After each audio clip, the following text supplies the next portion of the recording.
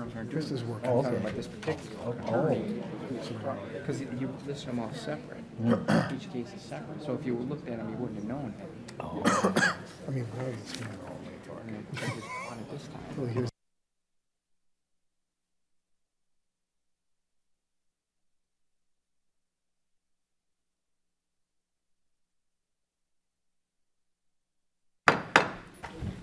Good evening, everyone. I'd like to call the order the combined pre-council and regular meeting of the City Council of the City of Joliet for Tuesday, July 5th, 2016.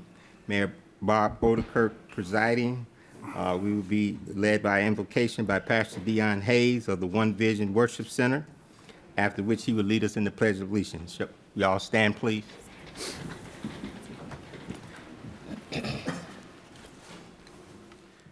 Heavenly Father, we thank you for this day. We thank you for this city council meeting. We thank you for this great city of Joliet. We pray that you be here in the midst of this meeting, in the decision-making, God. We pray that you bless us, guide us, and direct us. And we pray for our mayor, God, that you keep protecting him, continue to protect him and guide him and keep him stress-free, God. We thank you. We pray for every city official, the Joliet Police Department. Protect them and guide them, Lord. We thank you and we praise you. In Jesus' name, amen. Amen. I pledge allegiance To the flag of the United States of America and to the republic for which it stands, one nation, under God, indivisible, with liberty and justice for all. Thank you.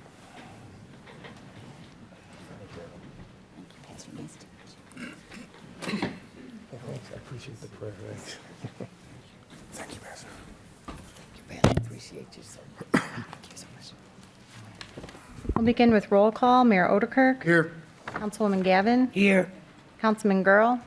Absent. Councilman Hug. Here. Councilman McFarland. Here. Councilman Morris. Here. Councilman Mudrin. Absent. He is out of town. Councilwoman Coleman. Here. Councilman Turk. here. Krista, I got a call from Councilman Girl. He will be in attendance. He's going to be a few minutes late today. Okay, thank you. Next is Mayor Odekirk appointments. None this evening. Citizens to be heard on agenda items. First, we have Cynthia San Miguel. Could approach the podium, please. When you approach, could you give your name and your address, please, ma'am? Thank you. My name is Cynthia San Miguel. I live at 4459 Timber Ridge Court in Joliet. I am here to speak with you about the tall grass estates. My neighbors and I were blindsided. We didn't know anything about this build. We found out when we saw the signs go up and we called the city of Joliet. My neighbors behind me, would you all please stand? These are all the residents that live in my subdivision who are against this build. I also have the issue, sit down everybody, thank you. The issue, of course, is the traffic that would be increasing. If you increase the zoning, obviously more traffic. Also, the school system. And I also have a signed petition by the residents that could not attend tonight, and I'd like to present that to you. I also have a letter from the school district that said they already had to redistrict. I also have a resident here who bought in Timber Oaks when it was first built and actually had liens against her property. Would you please stand up? I'm going to also submit that with that as well. We did not know anything about this build, and we found out about it through the signs, and that's when we contacted the city and found out what was going on. We are not happy about it. We live in a very nice, small, quiet community. As you can see, everyone here is against it, and that's why we're all here tonight. So I'd like to present this to the City Council. Thank you. Can I? Yeah, you give it to the clerk. Thank you. Thank you. Next is Ed Mannix.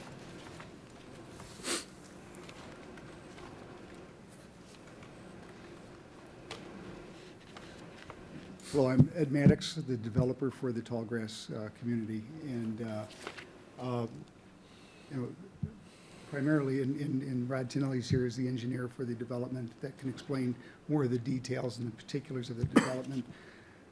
What we're looking to build is the same exact buildings that are built directly across the street where these residents live. the same building, same architecture would be built here. These homes are homes for rent rather than for sale. That's primarily the difference. And we'd be glad to answer any questions, whatever you may have at the time. So, question? I do have a question. When you and I had met a couple months back, I had asked you to talk to the neighbors. Did you, obviously didn't do that. Well, yes, we made the neighbors through the association aware of. Well, they said they were blindsided, they didn't know anything about it. We had a conversation with Larry Miller. He's the gentleman that runs the association. And this is surprising to me as well, that, I don't know what kind of information was sent out. I know that there was a flyer that was sent to the residents just this last week. So I'm not sure what is in that to bring the heightened concern, but when we were at the Planning Commission meeting, we addressed a resident that had one concern. So we're glad to answer any questions that they may have. Excuse me. Any other questions? No, I'm done, thank you. Yeah, I have one question, Ms. Maddox. What you're asking for the variance because of the density.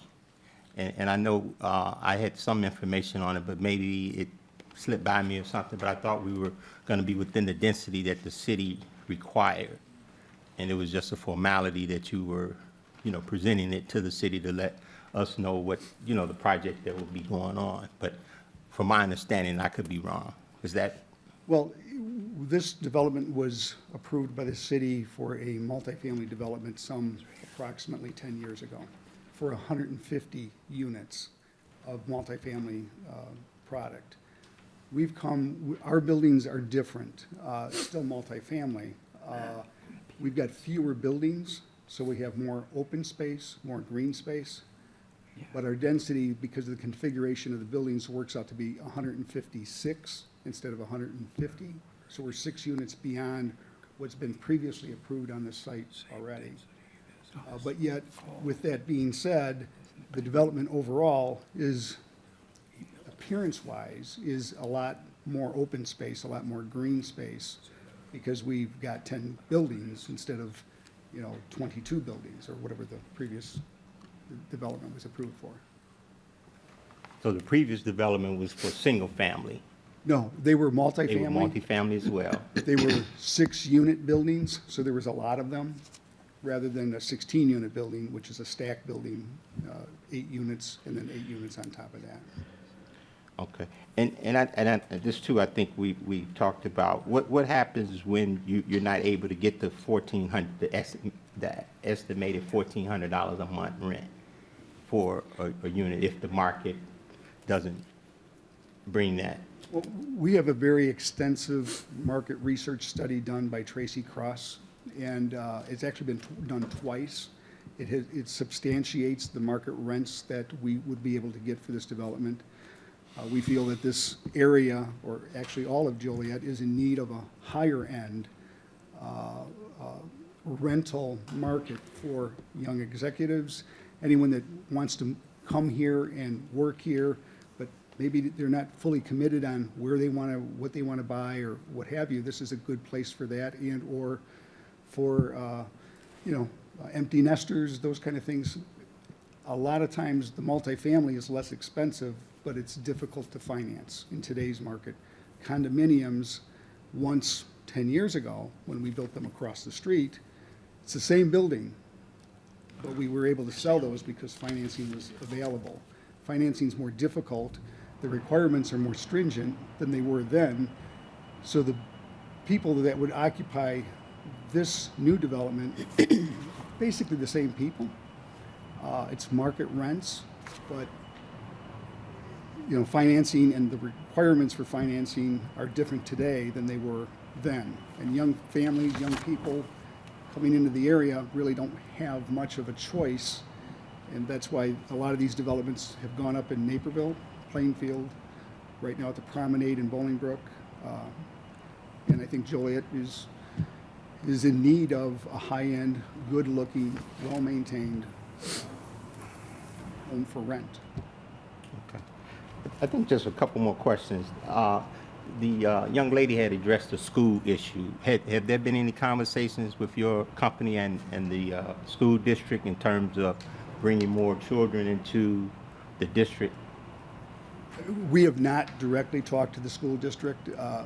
That would be a big surprise to me. I mean, this is the Troy School District area, and I would be very surprised if there would be an issue there. But there wouldn't be any redistricting required by a school board because actually this is 150 units.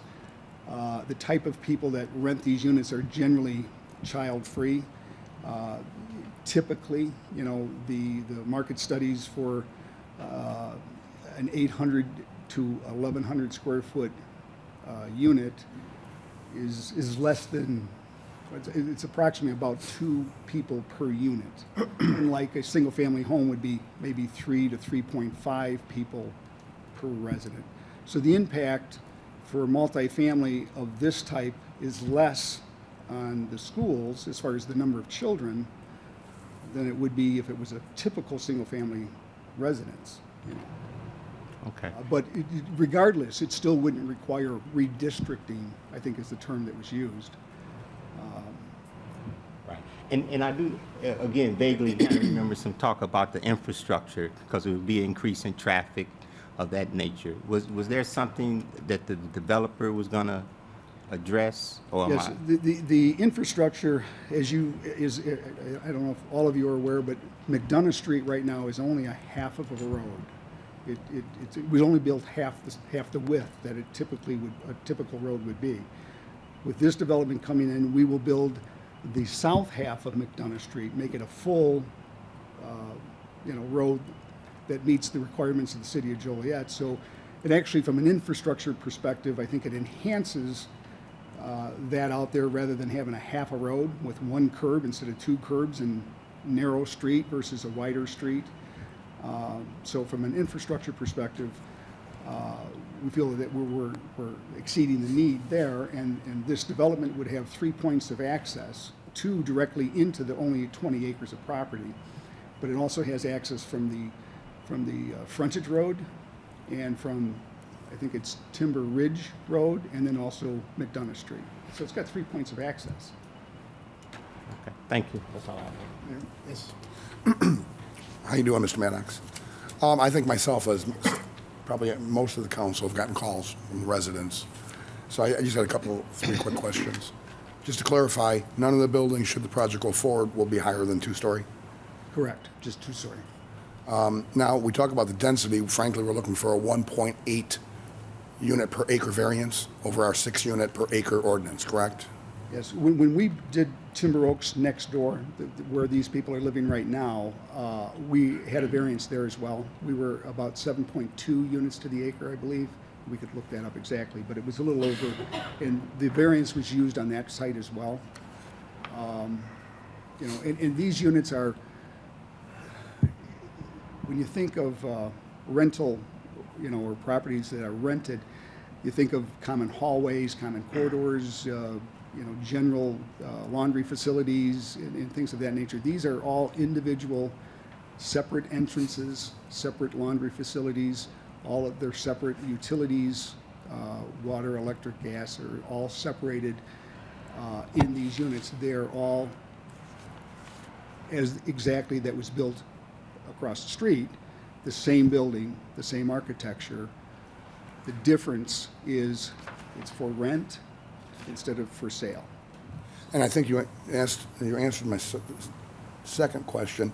So the density of what I referred to as the sister development you're referring to across the street, Correct. it needed a variance too and was 7.2. That was my next question, and that's what you said, right? Correct. Okay. Then the last question I had, and this is the concern they've expressed, is, and I'm no real estate expert, and you mentioned a market study, so maybe this was part of it, I'm not sure. What type of impact on owner-occupied properties or units in that area would this type of development, what kind of impact would it have on the owner-occupied as far as the value? Do you have any idea? I don't.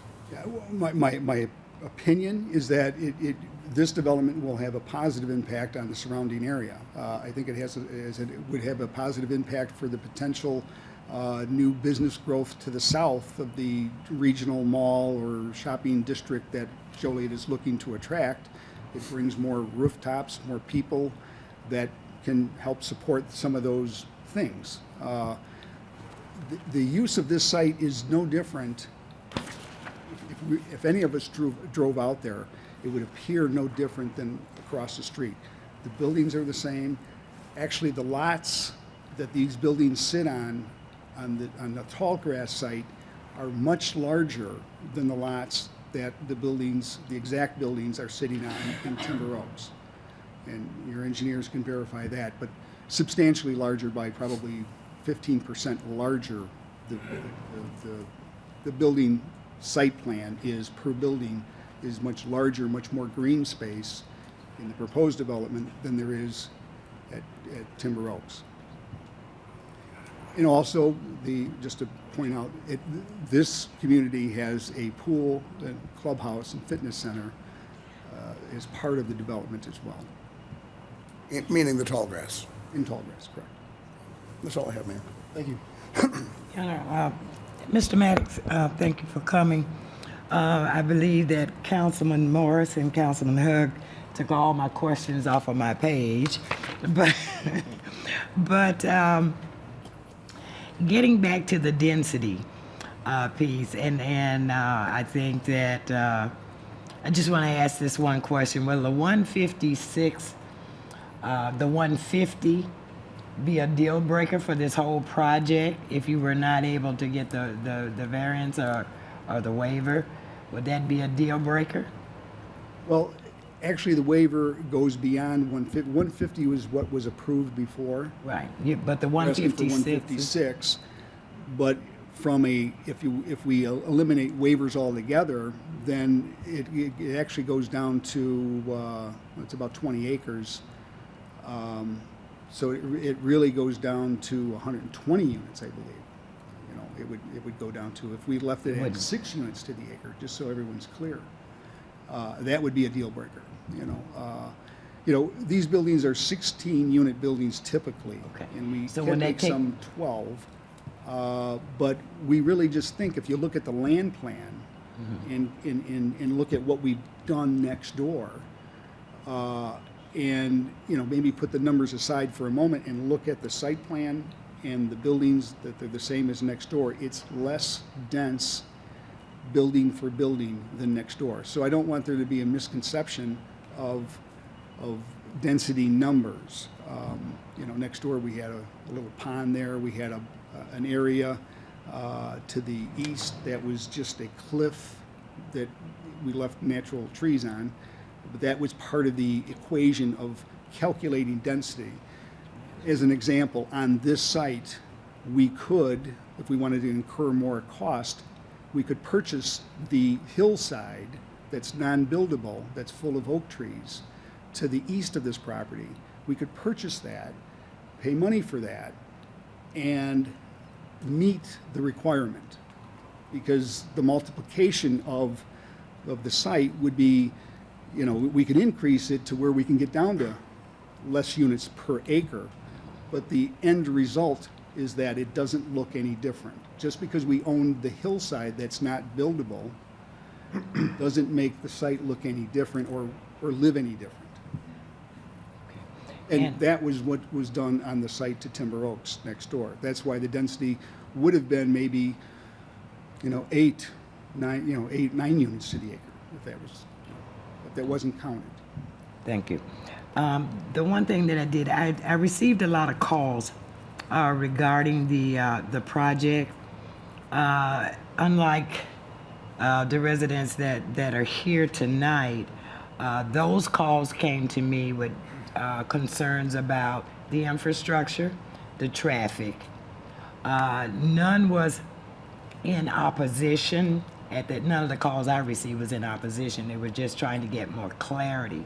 And I believe I heard you speak to the fact of the infrastructure by widening McDonough. Correct. Okay.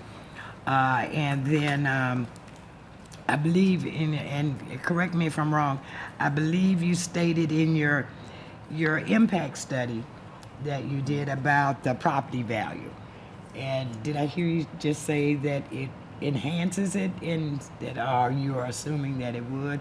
Well, this is a fairly passive use for this property. This property, it's along the Interstate 55. It could go industrial. I know at one time there was a development proposed that I know the city didn't like, that was in between the development that was previously approved and us acquiring the property under contract. We think that with this being the same product that is exactly next door, how could there be a better blend? Because it's the same. It's not something different. If we filled it with entry-level housing, you'd end up with more people, people per house versus, in an adult, in a multifamily dwelling like this, and or you could have industrial, you could have trucks, you could have semi-traffic. There's a whole purpose, or a whole host of different purposes of this property, but I think, quite frankly, that this is the most and least impacting, and actually I think it's enhancing development that's to the north. Thank you. Yep, just Mr. Hock, or Mr. Jackson. So just basically clarify here, if this development were to go back to the original approval of 150 units, they would not need to come before the council? No, it would be a loss of 1.8 units per acre, so you're going to drop it down to about 120 units. Okay. That was Councilwoman Gavin's question to him in terms of the reduction. So I'm confused on what was the original, we used the number 150 units were originally approved, so how are they going down? Well, Just Those were to condos clarify. at the time. Those were supposed to be condominiums. So it'd be higher up? So more buildings, but a higher, the buildings that we're proposing are all two-story buildings, and there's more units in a building than what was previously approved. gotcha. Those buildings were 6-unit buildings, and 150 units total were approved. And how that got approved, as far as if there was a waiver at that time or whatever the case may be, but if there was no waiver on this parcel at all today, it would be, as the city manager mentioned, it would be down to 120 units, substantially different. But there again, to emphasize and With taller buildings? well, two-story buildings. They're only two-story buildings. And what we have next door is two-story buildings as well, and we have some 2.5-story buildings, which are the townhomes. There again, to emphasize that this is exactly the same Right. building that's to the north that we're proposing to the south. I find it difficult to understand why that would be adversarial. From a density perspective, they're practically the same, but from a realistic perspective, there's more open space per building on this site than there is on the existing site. Because we did not purchase, because it wasn't available to purchase, and we wouldn't want to waste the money to do so, we didn't purchase the hillside to the east that is never going to be built on anyway, cannot be built on. And then there's also floodplain beyond that that goes to the creek. I think this is the Rock Run Creek back there. So that property is going to be in a natural state now and forever, regardless, whether we own it or we don't. But the difference is if we owned it, we could mathematically do a different formula that now lets us fall into compliance of the 150 or maybe even better than that. So I just want to be realistic with how we view this and look at it and really know the numbers, because this really, building for building, is less dense than what is across the street at Timber Oaks. I think the reason why I'm asking that question is I think the fear is that it's rental units. And I guess what I'm trying to go back to is the council previously approved, we'll say 120 units to go on that property. And you're It looking was at, approved at 150. or 150 previously. So we're looking at an increase of 6 units. Correct. I'm just trying to wrap my brain around that. That's all. So regardless, if you went back to 120, you don't even have to come here. You could do the same thing you're trying to do. Correct, if we went to 120. Correct. Is my understanding. Is that That- correct? Well, Mr. Mannix alluded to the previous development, which was known as Emerald Ridge. And the major difference was the extra acreage, the hillside that was mentioned, and that was used in the calculation for Emerald Ridge, which actually brought the density down to 5.7. Got it. So at that time, they were under the max amount. With this proposal, they're not using the hillside. I guess the land is not available. But it's the same buildable footprint. Now, the major difference between Mr. Mannix's proposal and the Emerald Ridge proposal is that with Emerald Ridge, they were proposing 26 buildings. Mr. Mannix's proposal, I believe, is 10 buildings. A little bit more dense on the same footprint, but the calculations were used at a greater acreage, and that's the major difference. Thank you. That answers my questions. Thank you. Okay, thank you. Is there anyone else that would like to speak on our citizens to be heard on an agenda item? Approach, please. Name and address for the record, please. Gary Pelka, representing my daughter Rachel Pelka, 4427 Timber Ridge Court. I believe Mr. Maddox is trying to make an end run around the city council because he hasn't finished Timber Ridge or Timber Oaks. He previously had been here to seek a variance to change the townhomes that are supposed to be built at the first development and change all those to condos, and he didn't get the variance from this city council. And so he hasn't finished the subdivision he already is in. So how do you know he is going to finish this one he's approaching to start now? There's still open foundations in the area that nothing's built on. Thank you. Thank you. Next.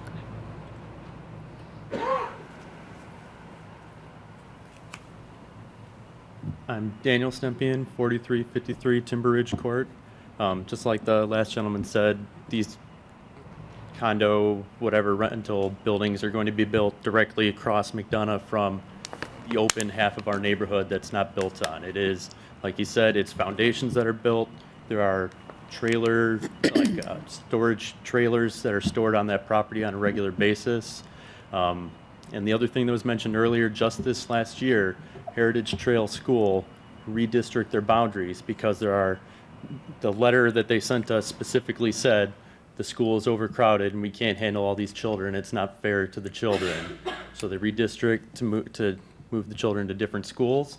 And if we're bringing in 150 more units, you got to figure there's going to be a few more children that are coming in, which may negate their entire plan that they had to begin with. Thank you. Thank you.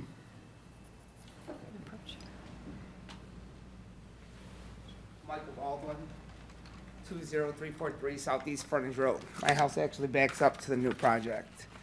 It takes 10 minutes to get out at 5 o'clock in the afternoon. Where's this traffic gonna go? That's what I'd like to know. So. Thank you. May I approach?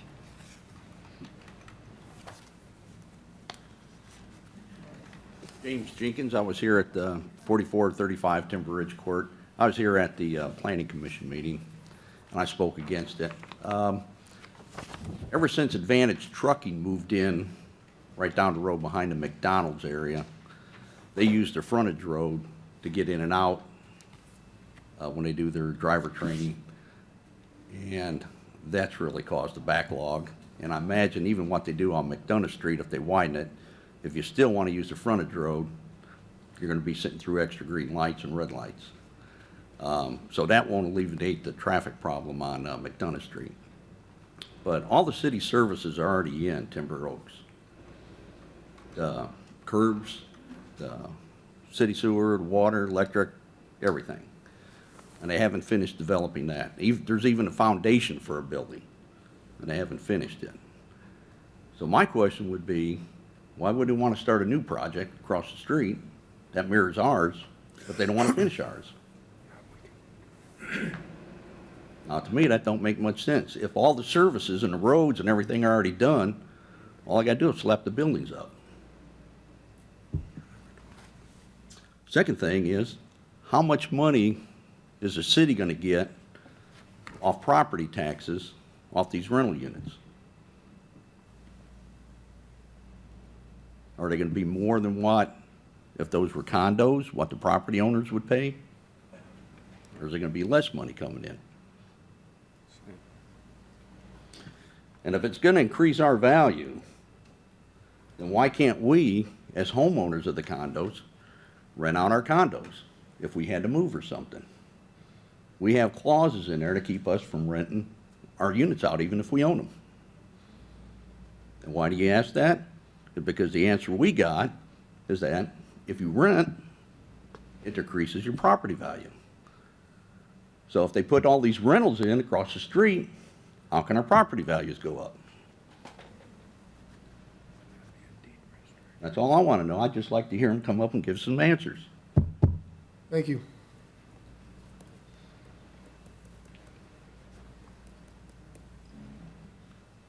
Hi, my name is Lisa Motisi. I live at 20343 Southeast Frontage Road. I'm a homeowner that backs up to the new project. I was never approached. We just saw a sign thrown up there a week before your hearing. That was the only notification we received as homeowners. This will put a big impact on the privacy and the value of my home. If we have the condos across the street that are not finished, what makes them think an apartment at $1,400 a month will get rented? Are all of the apartments gonna be built at one time, or is he only gonna build sections until they're all rented out? And is there gonna be vacant properties sitting behind us as well? This does not seem like a complete plan to me at all. It doesn't seem acceptable as a homeowner. Thank you. Yes. I live at, excuse me, I live at 309 Timber Ridge Court. And since 2007, I have looked out at foundation that has yet to have anything done with it. 1 year after we bought our property, I had 3 liens placed against us who have bought our house in full. I had landscaping, I had drywall, and I also had pavement. My concern is, obviously I'm living in a place that has not been finished. If you were to invest in this, that it not be complete. And here we are again. I mean, I'm guessing here about 70,000 lower than what I bought my house at. And if it's gonna be rental properties, I mean, we're just stuck there. So I really don't think this is a good idea. And yes, my daughter goes to Heritage Trail, 5 kindergarten classes, and they just had to redistrict. And so that's another reason I do not think this is a good idea. Thank you. Thank you. Is there anyone else that would like to speak?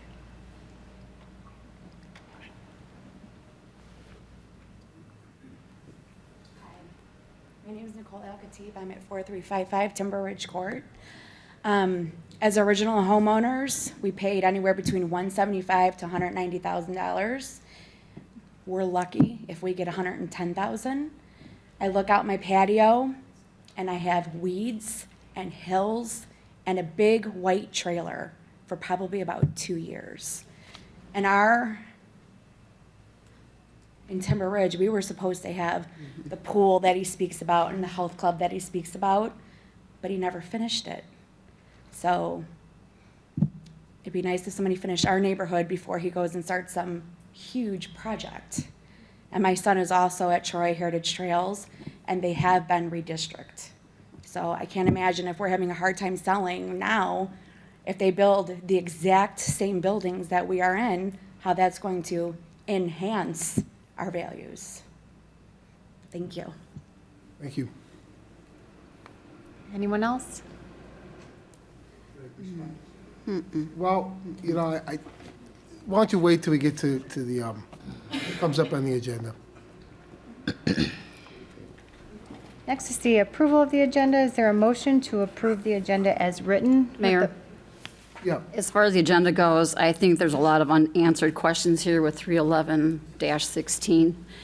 I agree. And there's too many unanswered questions. Apparently, these homeowners are upset because they didn't know. I'm not saying someone wasn't contacted. I'm not going to dispute Mr. Maddox's comment that he contacted someone, but obviously, all these folks here tonight have been blindsided and they're upset, and there's many, many questions unanswered. So I would like to table this, and I would like, as I originally stated, Mr. Maddox have a meeting with all these homeowners, and I believe the city should be there as well. And there's a lot of things that need to be worked out, I think, before we approve this. So I'm going to motion that we table this before we approve the agenda. I'll second. I'll second.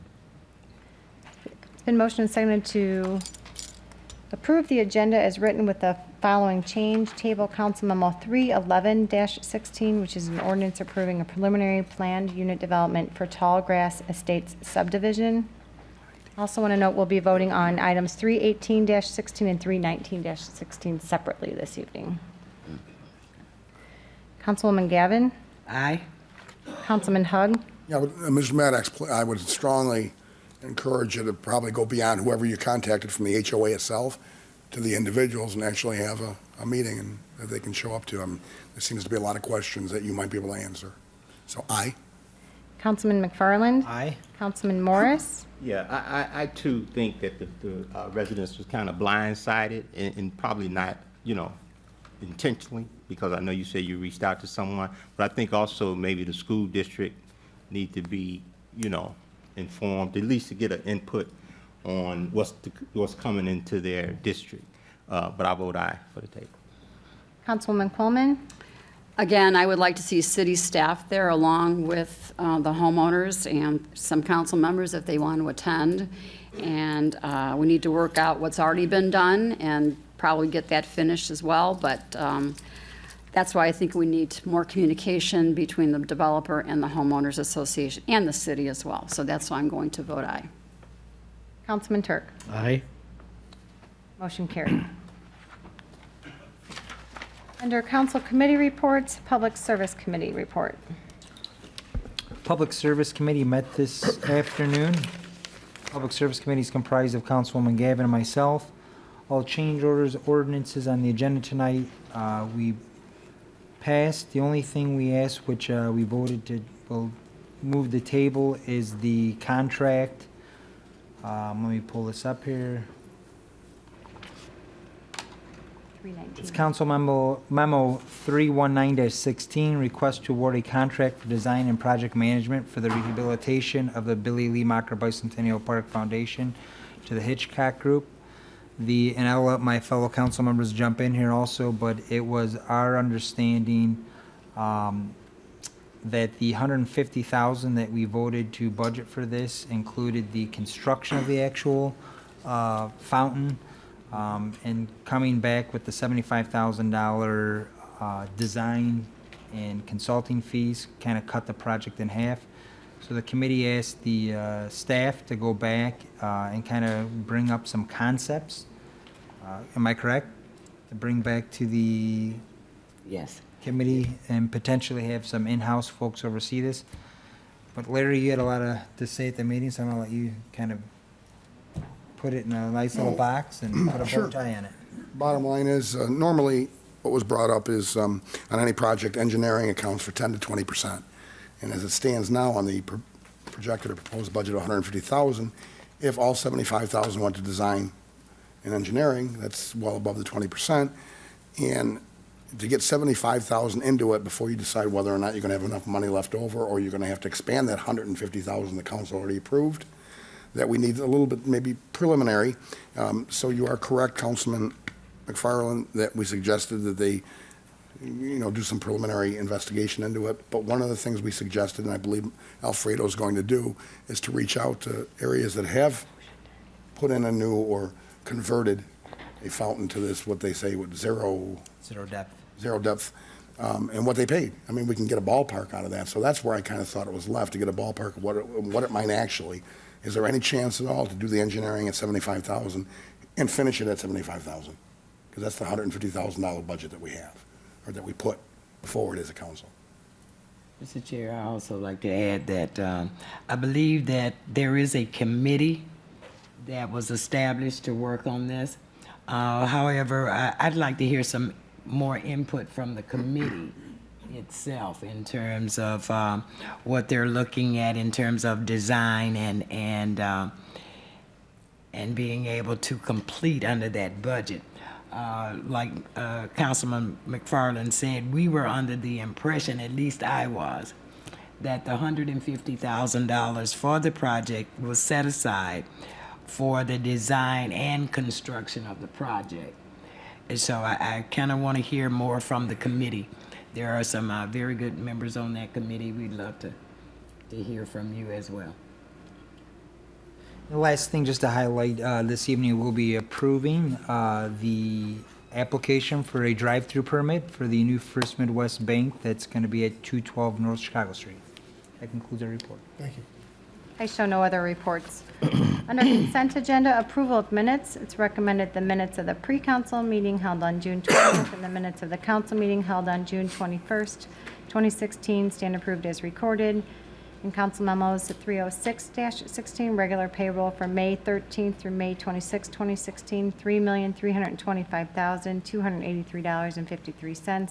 Council memo 307-16, regular payroll for May 27th through June 9th, 2016, $3,200,051.74. It's recommended said regular payrolls be approved.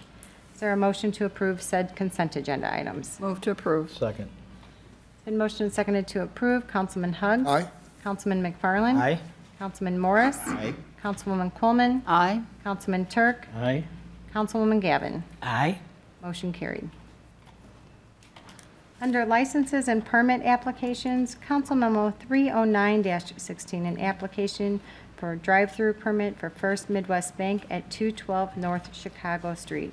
It's recommended said permit be approved. So moved. Second. Been motioned and seconded to approve. Councilman McFarland? Aye. Councilman Morris? Aye. Councilwoman Coleman? Aye. Councilman Turk? Aye.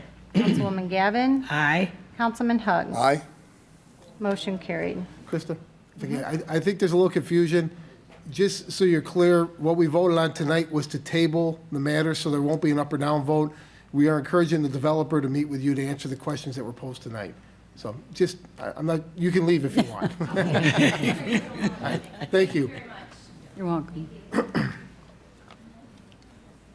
Under ordinances and resolutions, under ordinances, Council Memo 311-16 was previously tabled. Council Memo 312-16, an ordinance approving a recording plat of Joliet Logistics Park Subdivision Phase 1A. So moved. Second. Been motioned and seconded to approve. Councilman Morris? Aye. Councilwoman Coleman? Aye. Councilman Turk? Aye. Councilwoman Gavin? Aye. Councilman Hugg? Aye. Councilman McFarland? Aye. Motion carried. Council Memo 313-16, an ordinance approving a special use permit to allow a restaurant, a B3 general business use in an I2 general industrial district located at 328 McDonough Street. Just a little background here. This is a special use permit for a restaurant. It'll be predominantly carry-out as a Mexican restaurant. There'll be some outdoor seating as well, and staff believes there's enough room there for this change in use. So moved. Second. It's been motioned and seconded to approve. Councilwoman Coleman? I'm sorry. I'm just curious, what is it now? Empty. Empty building. What did it used to be? Used to be a balloon and party store. Right. Pro, sir. My name's Romero Sanchez, 509 North Chicago Street. I'm the guy that's purchased the place, and I'm the one asking for the variance change. Right now, yeah, it used to be a balloon shop. Right now, I'm trying to turn it into a taco stand. So we'll have everything from tacos, burritos, tortas, wings, and refreshments. What's your target date to open? Hopefully September. I'll be there. All right, now, thank you, Mayor. Certainly will be there. Aye. Councilman Turk? Aye. Councilwoman Gavin? Aye. Councilman Girl, this is item 313-16. I'll actually pass since I kind of just walked in. So. It's about tacos. It's a little restaurant. I love tacos. Got a problem with tacos? Councilman Hug, Aye. Councilman McFarland, Aye. Councilman Morris. Aye. Motion carried. Good luck. See, sir, I wanted to get you up here, get a little plug, you know? A little advertisement. Thank you. Thank you. Under resolutions, Council Memo 315-16, a resolution appropriating additional funds for the Mayfield Avenue Taylor Street Roadway Improvements Project 2015. It's recommended said resolution be adopted. So moved. Second? In motion and seconded to approve, Councilman Turk, Aye. Councilwoman Gavin, Aye. Councilman Hug. Aye. I'm sorry, Councilman Girl, Aye. Welcome aboard. Councilman Hug, Aye. Councilman McFarland, Aye. Councilman Morris, Aye. Councilwoman Coleman. Aye. Motion carried. Council Memo 316-16 is a resolution approving a grant of easement to NICOR. It's recommended said resolution be adopted. So moved. Second. In motion and seconded to approve, Councilwoman Gavin, Aye. Councilman Girl, Aye. Councilman Hug, Aye. Councilman McFarland, Aye. Councilman Morris, Aye. Councilwoman Coleman, Aye. Councilman Turk. Aye. Motion carried. Under bids and contracts, award of contracts, Council Memo 318-16, award a price agreement for the 2016 electrical maintenance assistance contract. It's recommended Council Memo 318-16 be approved. So moved. Second. Motion seconded to approve, Councilman Girl, Aye. Councilman Hug. Aye. Councilman McFarland. Aye. Councilman Morris. Aye. Councilwoman Coleman. Aye. Councilman Turk. Aye. Councilwoman Gavin. Aye. Motion carried. Council Memo 319-16, award a contract for design and project management for rehabilitation of the Billy Leemacher Bicentennial Park Fountain to Hitchcock Design Group. I would move to table. Second? In motion seconded to table this item, Councilman Hug, Aye. Councilman McFarland, Aye. Councilman Morris, Aye. Councilwoman Coleman, Aye. Councilman Turk, Aye. Councilwoman Gavin, Aye. Councilman Girl. Aye. Motion carried. Amendments, change orders, and payments. Council Memo 321-16 approved change order number 1 and payment request number 13 and final for the 2014 electrical maintenance assistance contract.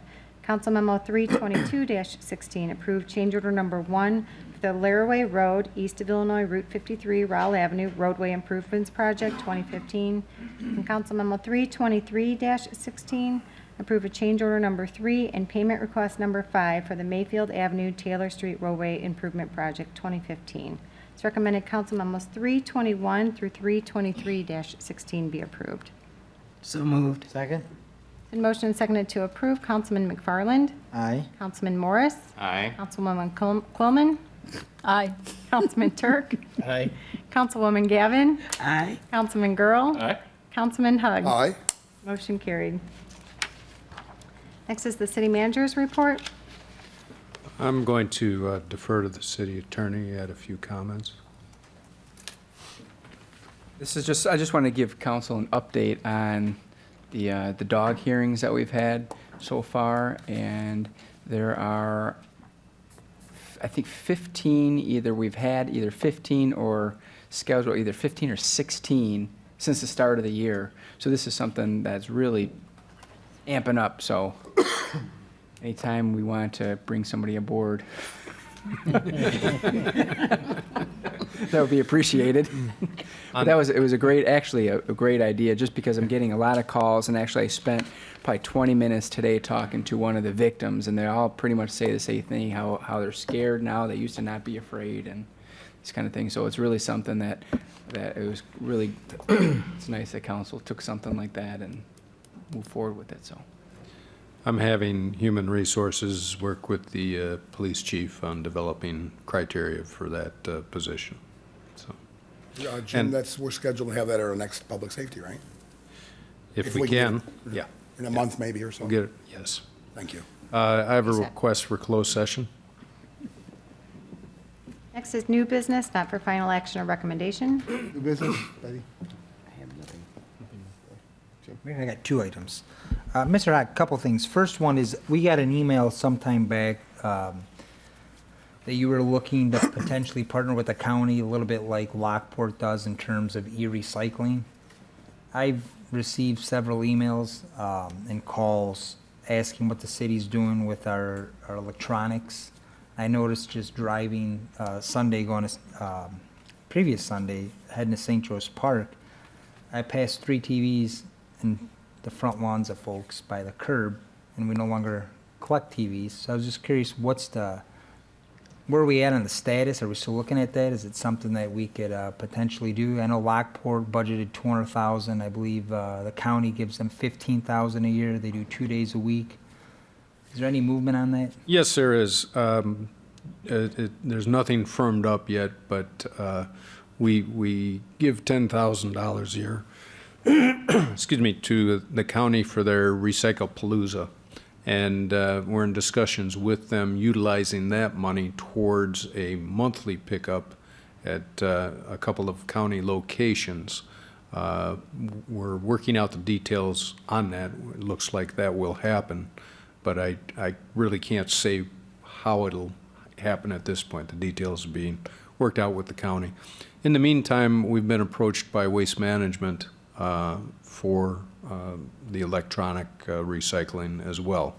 And at some point, maybe in the fall, we want to get this county program up and running and see how successful it is before we talk about, something more convenient. Would be obviously in front of your home, but it will cost more. So, but we'll present that option to council. So what do our residents do now if they have a television?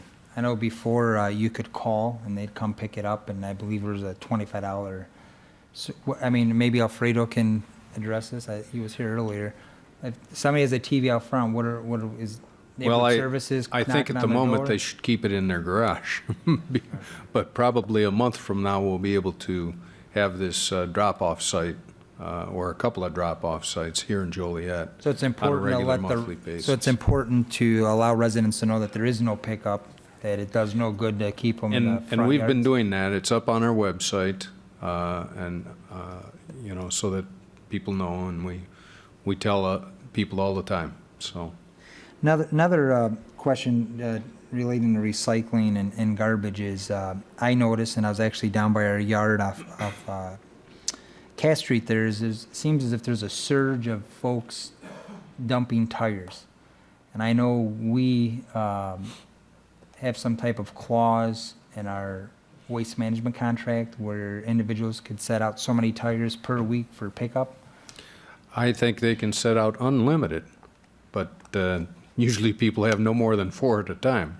And if they do, then we're going to be suspect that it's some kind of commercial business that they're using for that purpose, which isn't allowed. So maybe it's something we could put on the water bills, that tire pickup is permitted weekly and how many tires, or if it's unlimited. Sure. 'Cause if you go there, the mound of tires that we're collecting citywide, and I believe about a year back, and I don't know if this is ongoing, you sent an email of some officers, our staff off duty were going and picking up tires from different sites that were being dumped. Yeah. I'm just noticing more tires in alleys and on the side of the street. So if there's any way we could encourage folks to put them by the curb, and that they're paying for it, and that they'll be picked up. Well, we will have a solution by our fall newsletter publication date on the recycling. That we want to make sure we get into that newsletter, and we can also say something about the tires as well.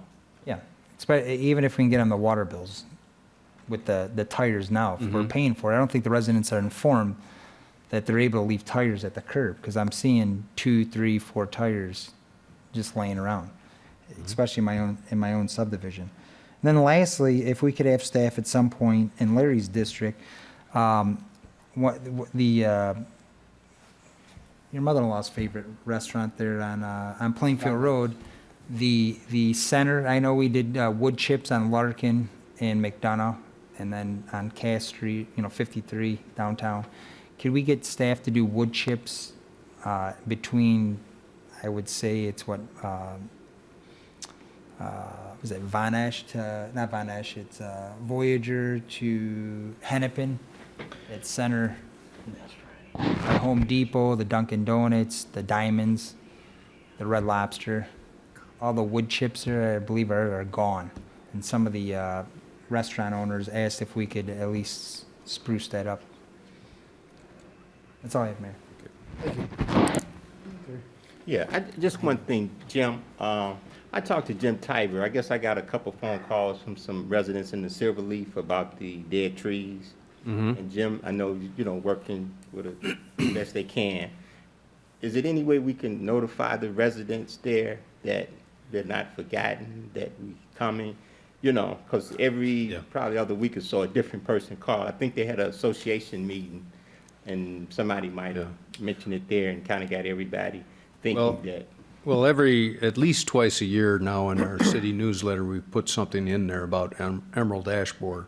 And the most recent issue that went out identified what streets we're going to be doing this season. So, and you're right, but it doesn't look good when you've got a row of dead trees, but it's also you can't come in and just say, oh, we're going to replace 3 or 4 trees here and leave the other dead ones there.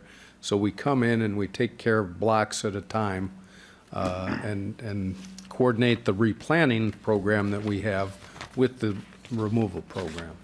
Right. So Yeah. we'll continue to advertise that in our newsletter, and it's on our website as well. Okay. All right. Thank you. Mayor, can I comment on that? Yeah. Thank you. I just want to comment on the trees. We deal with a lot out here, as you do, and we're in contact. And just recently, it's been a long time talking to Jim Tiber. He's not here tonight, but I'll relay what he told us. This council, thankfully, some years back, decided to put together an ash tree program to address it, and to fund the tree inventory. The farm. Okay, we didn't have a tree inventory as of 2011. We didn't have an ash tree program, nothing. So, with that said, Jim Tiber told me approximately 5,000 trees have been taken out citywide. The best estimate we can give right now is ultimately, when it comes to ash trees, there's 10 to 15,000. The reason we can't be more exact is we're in the middle of both taking them out and doing a tree inventory for the first time in the history of the city. So, if the low end estimate is correct, we're halfway there, which means that's been 18 months, which means we're going to have another 3 or 4 years. High end estimate means we're 33% of the way there.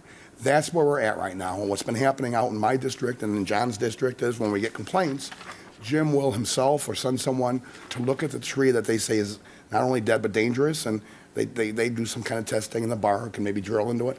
If it's still solid inside, then they wait until, like you said, Jim, they take all the trees down, but they will address truly dangerous trees. If your trees are small and thin, you're at the end of the program.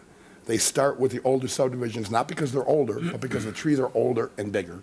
And if they rot, they become more dangerous. And that is basically the method to the madness, is to start with the 8 and 12-inch, 14-inch ash trees and work your way down to the 3 and 4-inch ash trees. Because if they fall, and they probably won't, a 3-inch ash tree is not going to do much damage. A 12-inch ash tree can hurt somebody bad. So that's kind of the explanation I got recently from Jim Tiber when I had some residents, and I thought I'd share it with the council. Thank you. Okay. Just under new business still, I'd like us to take another look at our dog ordinance, because there have been so many, and not just for the dogs, as children as well. Since the weather's been so hot, people are leaving their kids in the car while they run into the store, and several dogs are practically been cooked in the cars. And I know our fine is $300, and they can go to a hearing, but I think it should be no question. You leave a dog in a hot car, immediate fine. There's no hearing or anything. You just get fined for it. And I think $300 is too cheap. I'd like to see it go up to $500. And I don't believe we have anything in place for a child as well. And I'd like, if it's legislative, land use, or whatever, I think we need to protect our children as well as our dogs. So, which, legislative or land use, or? Legislative. I do think there's going to need to be the hearing provision, though, even if we increase the fine. Really? Due process. No. But I know if kids bring a knife to school, there is no due process. They're kicked out right It's away. administrative. I'm just trying here, but anyway. No, I think, Jim, if we could put that for legislative committee to look at the ordinance. That's all I have for new business. I just have, Thursday is Nitro Night in downtown Joliet. We usually have a great turnout. Hopefully the weather holds up, but I would encourage people to come back out. And just point out, it's yet another event in downtown Joliet. It's been a good summer. We really seem to have a lot of traction down there, and I'm looking for another big one on Thursday. So please support the event if you can. Next is public comments. Christopher Pedersen. Statesman, I.B. Crow, Christopher Pedersen, 702 Vine Street, Joliet. To this distinguished body of councilmen and councilwomen, I want to address full council, legal counsel, and Chief City Mayor James Sock on the direction of Great City of Joliet, City Champions, Crossroads America, State of Illinois, and the intergovernmentally linked Pedersen's Pathway. I want to see our city council make sure there is full cooperation for that route from the great city of Los Angeles, City of Angel, LA, County of Los Angeles, State of California, the great city of Joliet, City Champions, County of Will, State of Illinois. If I could have council for approval of our administration. Thank you. Candace Johnson.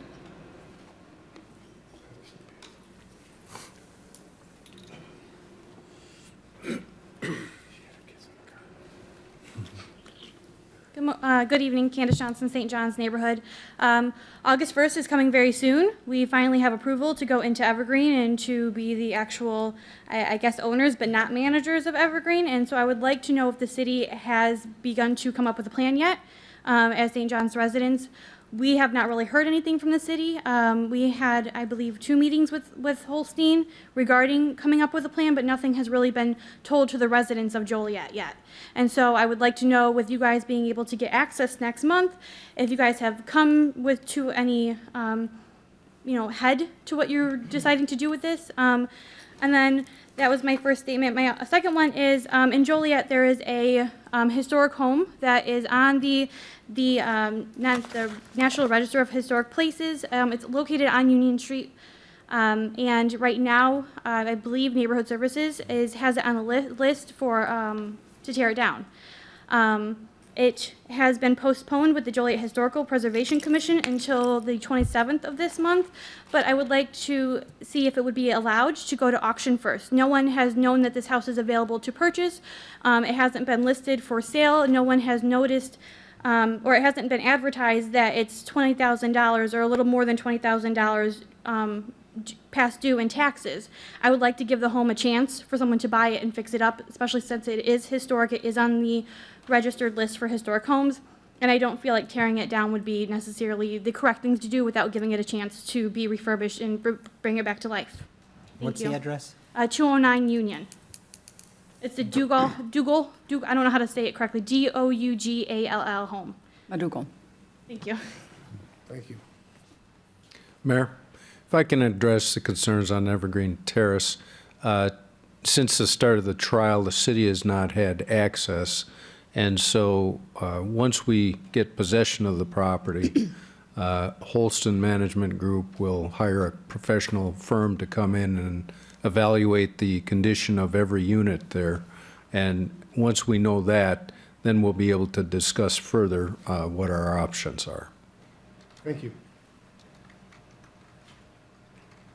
You may speak. Mary Beth Gannon, 513 Western Avenue. I'd like to talk to you tonight about the Dr. William Dougal Mansion, why it's important, and what you need to do to save it. It's come to my attention that Mr. Malesio is perhaps being a bit overzealous in his goal to demolish the very historic Dougal Mansion of 209 Union Street, straight in the center of Joliet's Silk Stocking District. I know he has a new grant, and perhaps there are some homes that need to be raised around town, but goodness, this should never be one of them. When we talk as a community about what structures are truly historic and important, focus cannot solely be on Western Avenue. Joliet's earliest and most prominent people have their roots on Eastern, Sherman, Grover, Richards, 4th Avenue. Paperwork for the United States Department of the Interior National Register of Historic Places inventory lists roughly 290 houses in the Joliet East Side Historic District. The Dr. William Dougal Mansion is listed among the most prominent of these homes. In fact, when the paperwork was submitted in 1978, the top 51 of these 290 structures were ranked in order, with Jacob Henry as tops, naturally, and the Dougal Mansion securely in the top 20. Due to this high ranking and being part of the Department of the Interior's list, I suspect demolition would also be illegal. The 14-room Queen Anne Mansion was built prior to 1877. Its most notable features are its 3-story tower gable balcony on the second story. Who was Dr. William Dougal? Born 1842 in Paisley, Scotland. He came to America in 1858 and enlisted in Company C, 15th Regiment.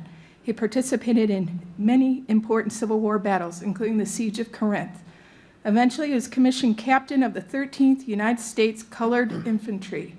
While he lived here in Joliet, he was chief surgeon of the I&M Canal. He was also pension surgeon under United States President Benjamin Harrison. Dr. Dougal and his wife Cassie had 2 children, Mary and William. Mary married Honorable Richard J. Barr, Mayor of Joliet. I believe you have a statue of him downstairs. He was also senator of the 41st District of Illinois, a seat he served consecutively for 48 years. Mr. Barr was also founder of the Barr Law Firm. The Dougal family has and always will be one of Joliet's oldest and most important families. Dr. Dougal's granddaughter, the late Mary Barr West, she so loved Joliet history that the Joliet Historic Society created a Historic Preservation Award in her honor. It's hard to imagine that today we are now looking at the possibility of raising the very cradle of her ancestors. Dr. Dougal's home survived at least 139 years. Let's not rush to judgment and make a decision so rash it cannot be reversed. I'm asking you to allow the home to be sold for the back due taxes. There are definitely interested parties who want to purchase the home now and restore it to its former grandeur. Please allow this happen. No good can come of bulldozing it. You'll be left with an empty lot that's worth less money than with having a historic house on it. You folks are smarter than that. The Historic Preservation Commission takes a vote later this month, but you council members have the final say. It'll be your decision. During the 1990s, there was a willingness with the city to work with people who wanted to save old East Side homes. We need to return to that. Thank you. Thank you. Mayor, can I ask her a question? Yep. Mary Beth? You say there's people interested? Yes, I Are they know going to at be, least are they one. going to be coming to the Historic Preservation Commission meeting? To my knowledge, yes. Okay, and then they would also come to the city council with a plan? Yes. Okay, thank you. Thank you. For the record, I'm not one of those parties. I just want the house Oh, saved. that, I understand, Yes, but you but I said do- you I have do know parties, somebody. and I, because I'm interested in saving homes as well, and I wanted to know if that's a fact, then they need to It come is. forward. It is. I talked to someone last week. Okay, thanks. Thank you. Yes. On the same topic, Mr. Hock, we voted as a council June 7th to convey this property to the South Suburban Land Bank. So if we're looking as a council to try to save this home, now that it's been to our attention that it's a historic home. I didn't know when we voted on this that Well, no, 209 you Union didn't. was of historic value. Where are we at on this? Well, if the land bank owns it, the city certainly could buy it back. Have we deeded the property to them yet? I don't know the status. I don't think so. Do you know? I know we haven't bought it yet, or hasn't been purchased yet. Can you, All right. can you give us an answer, please, on that? I think it's There's back. 18 properties we approved back on June, what did I say it was, the 7th meeting? Yeah, June 7th meeting. And that property that they're talking about was voted by us to deed it over to, or convey it over to the South Suburban. Thank you. Can't we bring it back and re-vote on it? Well, we still want to purchase the property, I believe. But I mean, to change it without that house. Since we voted on it with that house in it, we were unaware that it was historic value.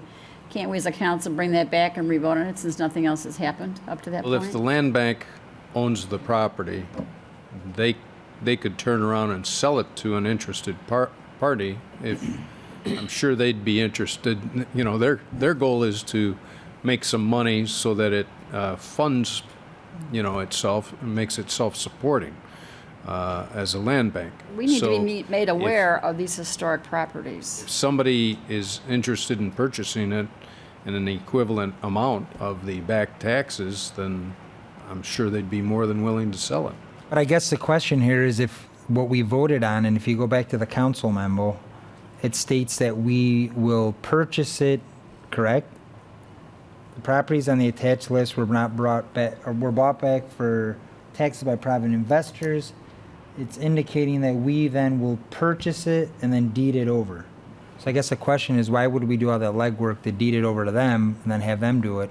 If we're already gonna buy it, wouldn't it make sense for us to sell it to an interested party? Well, I'm not sure. There's a lot involved when you say there's an interested party, and I'm not aware of anybody. Nobody's told us that they're willing. I think to we're pay hearing it tonight back for the taxes. first time. Well, it's been, I don't know, has it been made available to the public, or that it's certainly been redeemable It's been by the redeemable. property owner for the back taxes for years? Mayor, can I ask a question? Can't we have Ms. Gannon talk to you after the meeting?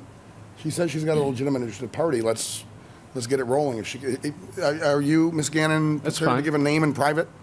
Okay, because I'm confused. If it's on the National Historic Registry, I thought there was 1,000 hoops. No, it's not. It's not on the registry.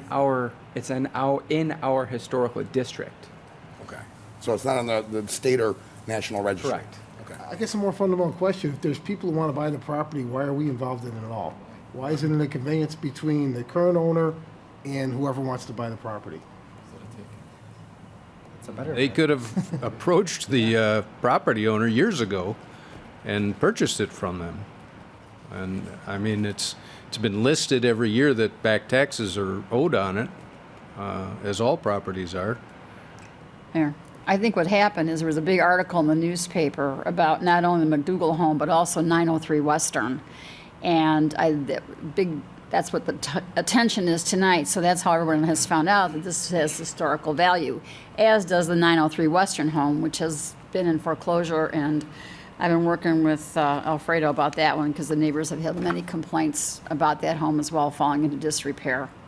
So that's probably going to answer your question. I mean, and when these houses, as a suggestion, are brought to us for the land bank, we should know whether they are historic significance or not before we just go ahead and vote on them, because now something like this has happened. And it kind of puts us in a trick bag. And I think Joliet has lost too many of their old historic buildings. And pretty soon there's going to be nothing left of old Joliet if we don't start looking at it and try to preserve something. If you could give the council, I guess, Sure. a status where we're at. We'll give you a status report. Thank you. Is there anyone else that would like to speak under public comment? Next is mayor and council comments. Thank you, Your Honor. First, I'd like to thank Chief Benton and the Joliet Police Department for the establishment or creating the advisory committee. I think that is a great move. So Deputy Chief Gregory, if you will relay that to Chief Benton, I think it's a first step in really cementing our community policing. The other thing I'd like to thank the department for PAC Camp. We just completed another successful year of PAC Camp. PAC Camp, for those of you that don't know, it's police and children together. And the NOPT officers and our police officers become camp counselors for a week.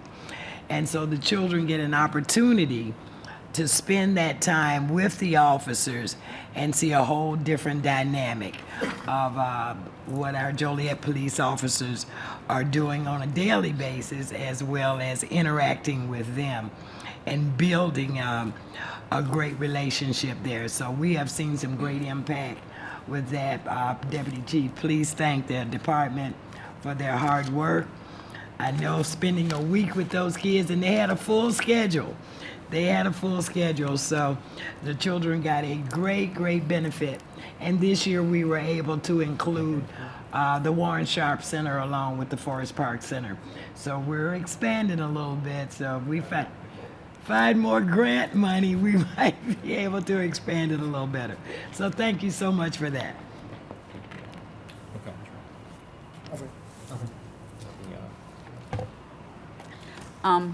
Sorry, I have just a couple things. I talked to some neighbors, or they contacted me in Caton Crossing about a pond problem where it's deteriorating, and I brought it up to City Manager Jim. So did you have someone go out there and look at that for us? Yeah, I'll defer to Public Works Director Jim Trisna, who had staff go out there today and take a look at it. First of all, Jim, I want to make sure I have the right location. Are you talking about Infantry Drive's detention basin? No, We this is didn't go out This the- is Caton Crossing. Oh, I'm sorry. We did not, I didn't hear of that one. Infantry Drive we looked at, that's one we take care of. And that one, we had a complaint that there was a lot of LJ growing on the perimeter, and we looked into that one. And that is, like I said, that's the only pond that basically the city takes care of. It was an after-the-fact detention basin for Glenwood Manor. And we've got our contractor, we have it's called Integrated Lakes, but they're a contractor or consultant who takes care of the ponds for us, that pond for us, I should say. Mr. Trisna, how many retention ponds does the city own, or are we responsible for? They see that one, Infantry Drive. The rest are they're going to all the HOAs. They're not Caton Crossing. We have nothing to do with that. That would be the homeowner association for the Caton Crossing.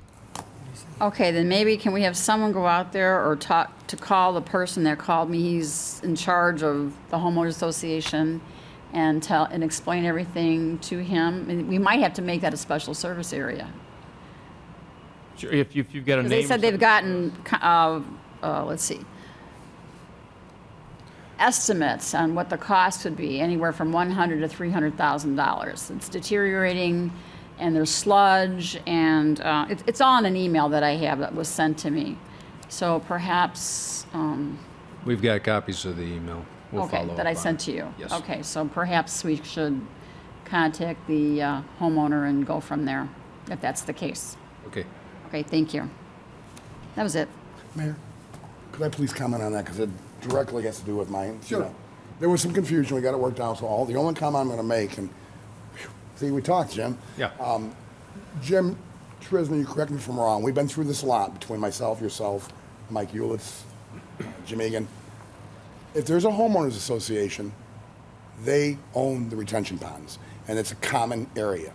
If you have a retention pond in a development that has no homeowners association, and as an insurance agent, I can tell you liability lies there too. If you have houses surrounding that retention pond, they own or are responsible for it in a pie shape. But it's never the city. Typically, yes. Yes, not the city. Typically, like you mentioned, some of those are typically like the John Leach subdivisions. They didn't have an HOA, Right. so they own through it, and you were adjacent. You were responsible for your frontage, water frontage. Right, like a pie shape to the center point. Sure. And we only actually own, and like you said on Infantry, that one that was put in some years back. Yes. Oh, after the fact pond, yes. And pretty much as a city, we said we're not going to do that again. Yes. Okay. Thank you, Mayor. Mayor, I'd just like to thank the staff and the board of Bicentennial Park for the fireworks display that they put on Saturday night. It was a huge crowd downtown. I think it was the first one since 2011, and the crowd was as good as it's ever been. The fireworks were fantastic.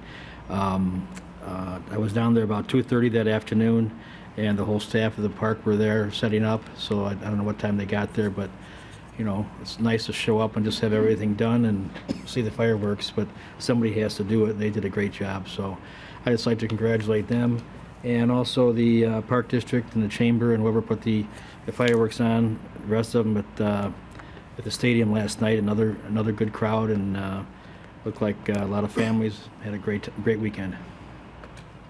Couple items. I echo you on both events. I was in Bicentennial Park.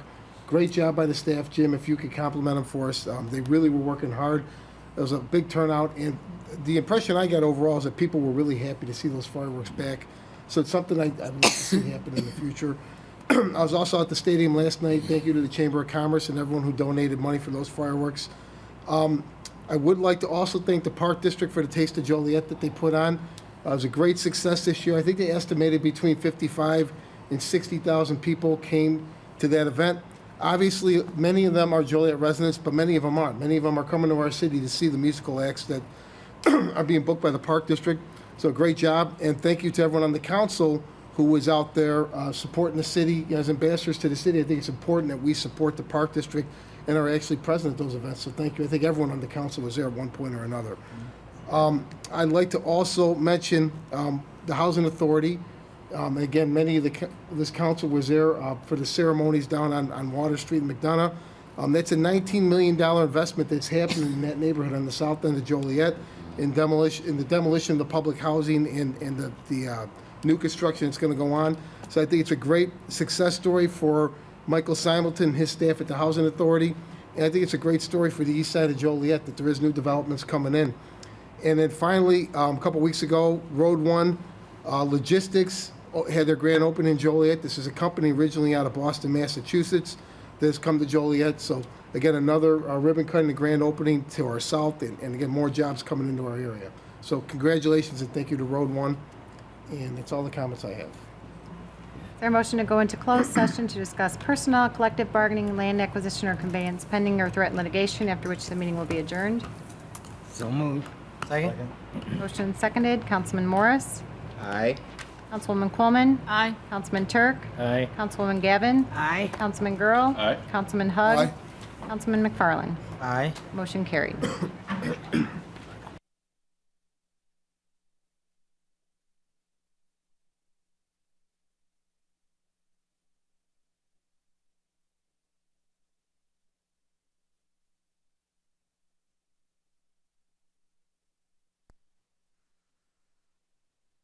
Total info, news,